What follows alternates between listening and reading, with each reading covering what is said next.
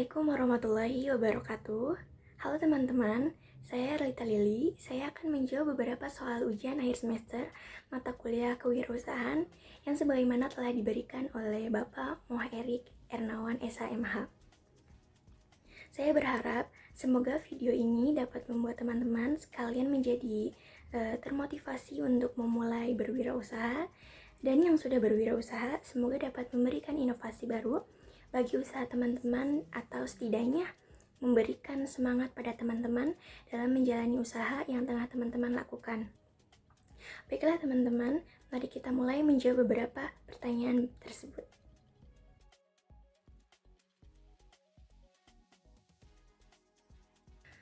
Kewirausahaan adalah proses menciptakan, mengelola, dan mengembangkan bisnis atau usaha dengan tujuan untuk mencapai keuntungan. Entrepreneur adalah seseorang yang memiliki ide kreatif dan inovatif yang mampu mengembangkan suatu bisnis untuk mencapai kesuksesan. Setiap entrepreneur memiliki definisi kesuksesan yang berbeda-beda.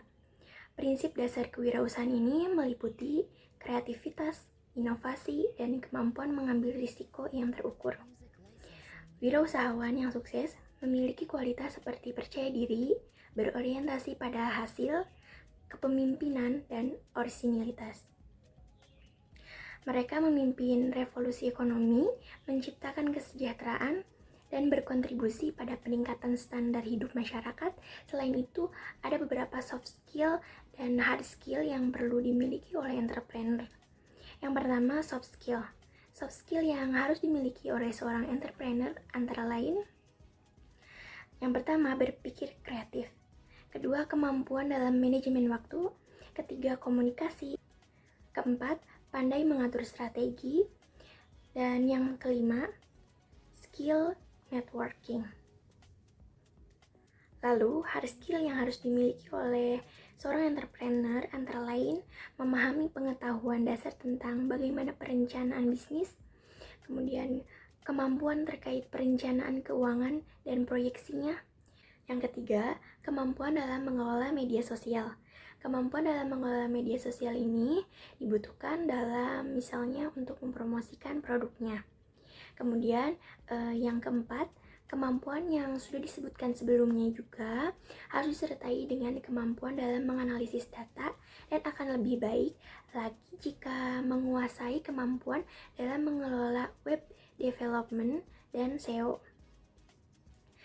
Yang kelima, kemampuan manajemen krisis sebagai salah satu strategi penting untuk mempersiapkan rencana jika terjadi hal-hal tidak terduga.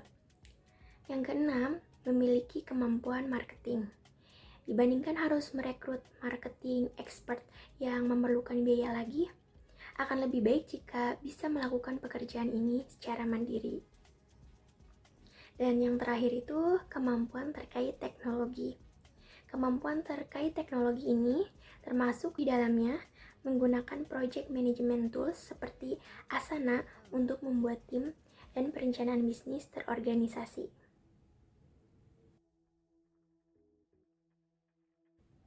Keterkaitan entrepreneur dengan profesi hukum semakin erat seiring dengan perkembangan teknologi dan inovasi. Profesi hukum saat ini tidak hanya memerlukan pengetahuan hukum yang mendalam. Para pengacara kini harus memiliki pemahaman yang mendalam tentang entrepreneurship untuk dapat memberikan dukungan hukum yang efektif bagi para entrepreneur. Keterampilan seperti perencanaan strategis, kepemimpinan, dan pemecahan masalah kreatif menjadi sangat penting. Dengan kemajuan teknologi, profesi hukum mengalami transformasi, memerlukan pendekatan yang lebih inovatif dan berorientasi pada solusi untuk memenuhi kebutuhan pasar yang berubah cepat dan efisien.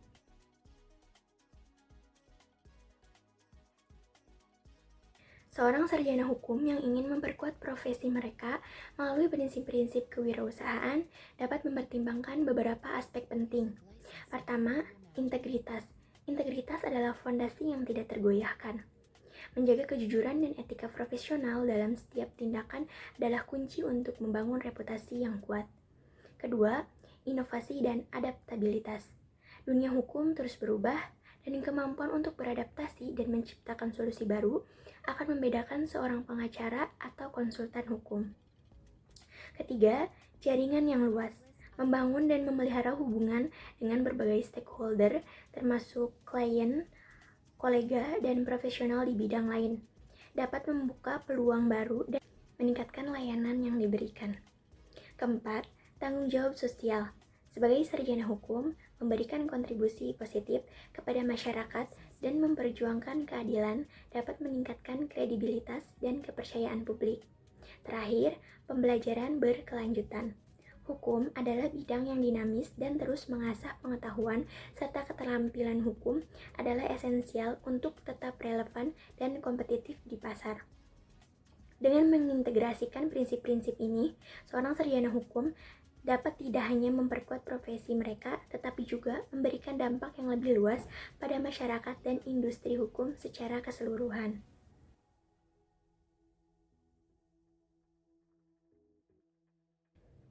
Jadi begini teman-teman, waktu itu saya pernah ditugaskan oleh Bapak Erik Hernawan SHMH untuk mewawancarai pelaku usaha.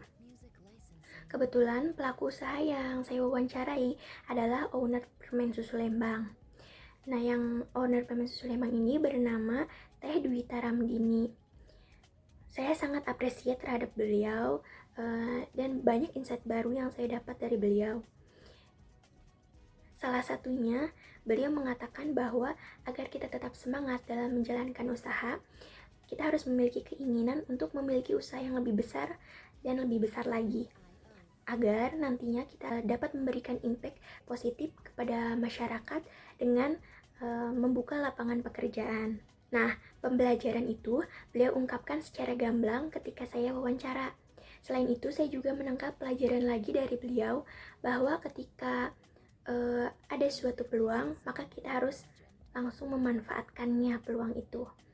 Nah, ini bisa saya lihat ketika beliau mengatakan bahwa sekitar tahun 2019 itu, toko bolu susu Lembang membutuhkan produk lain selain bolu susu.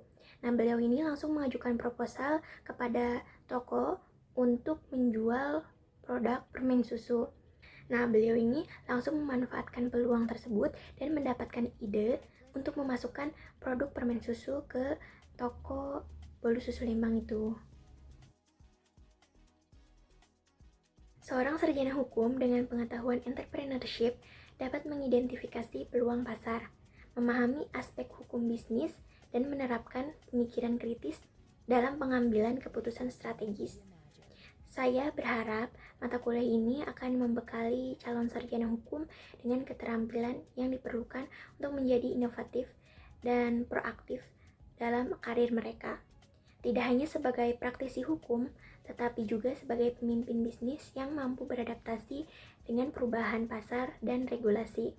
Dengan demikian, mereka dapat memberikan kontribusi yang signifikan baik dalam sektor hukum maupun bisnis. Setelah saya melakukan kunjungan dan melakukan wawancara dengan pelaku usaha yang sebagaimana tadi telah dijelaskan, yaitu Teh Dwita Ramdini, owner Permen Susu Lembang. Saya melihat beberapa ciri seorang wirausahawan dalam diri beliau. Ciri-ciri tersebut diantaranya beliau memiliki rasa percaya diri dan berpikir positif. Terbukti ketika ada peluang untuk memasukkan produk ke toko bolu susu Lembang, beliau dengan percaya dan berpikiran positif langsung mengajukan produk permen susu yang akan beliau jual itu.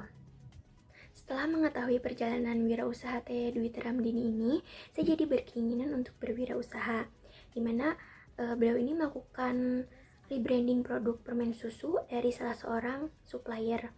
Jadi kita tidak perlu bingung-bingung untuk memproduksi sebuah produk untuk kita jual. Yang kita perlukan adalah skill menjual barang itu agar sesuai dengan prinsip ekonomi, yaitu meminimalisir modal dan memaksimalkan profit.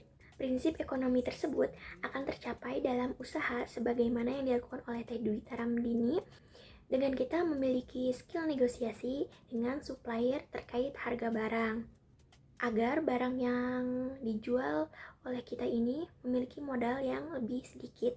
Selain itu, skill promosi juga diperlukan untuk meningkatkan penjualan. Terima kasih. Sekian yang dapat saya sampaikan.